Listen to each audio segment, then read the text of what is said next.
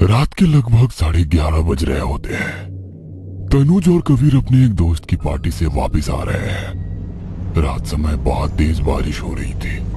उन्हें वापस घर आने के लिए कोई साधन नहीं मिलता है। वो इलाका एकदम सुनसान होता है। वे दोनों सोचते हैं कि घर इतना भी दूर नहीं है तो पैदल ही चलना चाहिए। फिर घर जाकर सोना भी है। दोनों भीगते भीगते घर की ओर जाने लगते हैं और अपनी सोसाइटी में पहुंच जाते हैं। उनकी सोसाइटी में कोई नहीं रहता था। कुछ सालों से तनुज और कबीर ही पहले दो थे जो वहां रहने आए थे, इसलिए उनको ये फ्लैट सस्ते में मिल गया था। जैसे ही वे अपने कमरे की तरफ गए, वे देखते हैं कि घर की लाइट पहले से ही जल रही है। इसको देखकर कबीर तनुज से कहता है, तुझे इतनी बार कहा है कि लाइट बंद कर दिया कर जाने से पहले। भाई, मुझे ध्यान है कि मैंने लाइट बंद कर दी थी। दोनों दरवाजे के पास पहुंचते हैं तो उन्हें कुछ जलने की बदबू आती है। साथ में गर्माहट का अनुभव होता है। इससे दोनों घबरा जाते हैं और मन में सोचते हैं कि कहीं गैस तो खुली नहीं छूट गई। जैसे ही दरवाजा खोलते हैं, वे दोनों जो देखते हैं उसे देखकर उनके शरीर ठंड पड़ जाते हैं। वे देखते हैं कि हॉल में एक 5-6 साल का छोटा बच्चा चुपचाप खड़ा है, जिसके शरीर पर खून के निशान हैं। उसके कपड़े जले हुए हैं और हाथ में उंगलियों से खून भी टपक रहा है। उन दोनों की नजर हॉल की दीवार पर पड़ती है और वे देखते हैं कि दीवार पर खून से झोपड़ी का एक अधूरा चित्र बना है। इन सब चीजों की शुरुआत तब हुई थी जब तनुज और कबीर दोनों नौकरी के लिए बेंगलोर आए थे। उन्होंने इस फ्लैट के लिए ब्रोकर से पहले ही बात की थी। उन्हें यह फ्लैट बहुत ही सस्ते दाम में मिल गया था, तो उन्होंने बाकी चीजों के बारे में ज्यादा ना सोचते हुए पूरे पैसे पहले ही दे दिए थे। अब बस उन्हें वहां जाकर रहना था। बेंगलोर स्टेशन पर उतरकर वो ब्रोकर को फोन करते हैं और सीधा उसके ऑफिस पहुंच जाते हैं और दोनों ब्रोकर के साथ मकान देखने चले जाते हैं। कुछ ही समय में वे मकान में पहुंच जाते हैं। ब्रोकर ने ताला खोला और दोनों को मकान दिखाया। दोनों दोस्त को मकान पहली नजर में ही पसंद आ गया। सर, ये सोसाइटी पहले सरकार की थी, अब निजी की गई है, इसलिए इधर कोई नहीं रहता। धीरे धीरे बढ़ रहा है। इधर आप आ गए, कुछ अच्छा होगा तो और भी आ जाएंगे अपने आप। फ्लैट तो बहुत अच्छा है। अच्छा है, मेरी नाइट शिफ्ट होगी और तनुज का दिन में ऑफिस। मैं तो दिन भर सोता रहूंगा, तो अगर आप एक मेड की व्यवस्था कर दें हमारे लिए 2 समय का खाना और घर की सफाई के लिए, तो अच्छा रहेगा। हाँ, वो मैं आपको बता दूंगा। फिलहाल मैं चलता हूँ, मुझे देर हो रही है।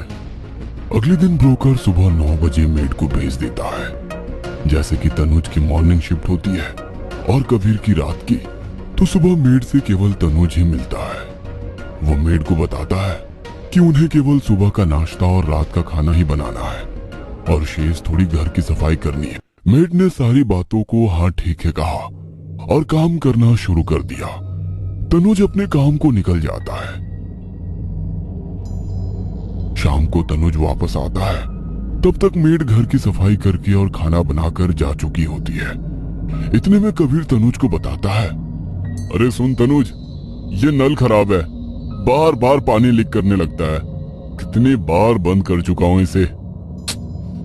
कोई बात नहीं, कल प्लम्बर को बुलवाकर नल ठीक करवा लेंगे। शायद लंबे समय से नल का इस्तेमाल ना होने से वो खराब हो गया है। अगले दिन प्लम्बर आता है और कबीर को बताता है कि नल तो पूरी तरीके से ठीक है। शायद कबीर को ही कुछ भ्रम हुआ होगा। अगले दिन से मेड घर का काम शुरू कर देती है। कबीर दोपहर के समय सो रहा होता है। तभी वो परेशान होता है और देखता है कि एक छोटा बच्चा जो शायद मेड के साथ आया था, कभी हंसता तो कभी रोता है, कभी बिस्तर पर कूदने लगता है तो कभी कपड़ों पर पेन चलाने लगता है। छोटे बच्चे का भोलापन देख और मेड का बच्चा समझकर वो बच्चे को कुछ नहीं कहता और कभी कभी तो उसके साथ खेलने भी लगता है। कुछ दिन तक ऐसा ही होता है। एक दिन तनुज ऑफिस से वापस आता है तो देखता है कि कबीर ऑफिस से छुट्टी पर है। तनुज कबीर से मुस्कुराते हुए पूछता है, क्या हुआ भाई, तबीयत तो ठीक है ना? ऐसे छुट्टी अचानक क्यों? तो कबीर बताता है कि मेड के बच्चे के शरारतों के कारण उसकी नींद पूरी नहीं हो पाई। इतने में कबीर ने तनुज को याद दिलाया कि कल उनके ऑफिस के दोस्त अभिषेक की बर्थडे पार्टी में जाना है। अगले दिन तनुज अपने ऑफिस के लिए निकल जाता है और कबीर अपने काम में होता है। शाम को घर वापस आने पर वो देखता है कि मेड खाना बनाकर जा चुकी होती है और वो कबीर के कमरे में उसे उठाने जाता है। जैसे ही वो दरवाजा खोलता है तो सामने एक क्रेयॉन से बचाओ लिखा देखता है। ये देखकर तनुज चौंक जाता है और सोचने लगता है। तभी कबीर को उठाकर पूछता है कि ये किसने लिखा। मैं तो दिन में खाना खाकर सो गया था, मेड के बेटे ने ही लिखा होगा। पर छोटा बच्चा ये कैसे लिख सकता है? अरे तुम्हें नहीं पता, मेड का बेटा बहुत ही शरारती है, पूरा दिन दुखी करता रहता है और शोर मचाता है। अब तो दीवारें भी गंदी करने लगा है। मेड को कहना पड़ेगा कल कि बच्चे को साथ ना लाए। अच्छा फिलहाल तो तू तैयार हो जा, अभिषेक की बर्थडे पार्टी के लिए कहीं देर ना हो जाए। बच्चे की बातें याद करते हुए वे पार्टी के लिए घर से निकल जाते हैं। पार्टी से लौटने के बाद उनके साथ वो वारदात हुई जिससे वो दोनों ही सहम जाते हैं। अंदर घुसते ही उन्हें वो बच्चा घायल अवस्था में दिखता है, जिसे देखकर दोनों ही दोस्त घबरा जाते हैं। कबीर तनुज को डरते हुए बोलता है, ये तो मेड का बेटा है, इसकी ये हालत कैसे हुई और यहाँ कैसे आया? इसकी माँ भी यहाँ दिख नहीं रही। तनुज कबीर को उस बच्चे को संभालने को कहकर मेड को कॉल करने लगता है। कबीर डरता हुआ धीरे धीरे बच्चे के पास जाता है और पूछता है, बेटा आप यहाँ कैसे आए? मम्मी कहाँ है? ये क्या हुआ आपको? परंतु बच्चा कोई जवाब नहीं देता और केवल रोता रहता है। तनुज कबीर से कहता है, तो इसको कमरे में बैठा और पानी पिला, तब तक मैं मेड को कॉल करके पूछता हूँ इन सब के बारे में। तनुज मेड को कॉल करता है और कबीर बच्चे के लिए पानी लेने जाता है। मेड का फोन नहीं मिलता। कबीर जैसे ही पानी लेकर कमरे की ओर जाता है तो वो देखता है कि उस कमरे में अब बच्चा नहीं है। वो जोर से तनुज को पुकार लगाता है। तनुज हड़बड़ाकर कबीर के पास आता है। क्या हुआ? अरे अभी उसे यहीं बैठाकर पानी लेने गया था, पानी लेकर आया तो गायब हो गया। क्या मतलब गायब हो गया? अरे यहीं कहीं बाथरूम में देख, यहीं होगा। सब जगह देख लिया भाई, वो यहाँ है ही नहीं। बच्चे के ना मिलने से वो दोनों डर जाते हैं और मेड को बार बार कॉल करते हैं, लेकिन मेड का कॉल नहीं लगता। वो दोनों सोचते हैं कि उस घर में रुकना अब ठीक नहीं है। वो दोनों ऑफिस के दोस्त अभिषेक के घर चले जाते हैं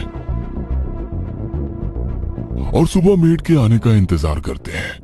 सुबह तनुज और कबीर दोनों अपने घर आते हैं, लेकिन अंदर नहीं जाते। वहीं बाहर बैठकर मेड के आने का इंतजार करते हैं।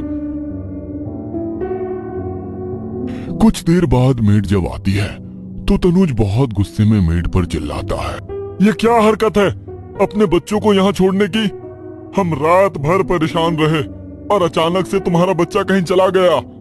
ये सुनकर मेड भी घबरा जाती है और उन्हें शांत करके बताती है, साहिब मेरी तो अभी तक शादी नहीं हुई और ना ही कोई बच्चा है।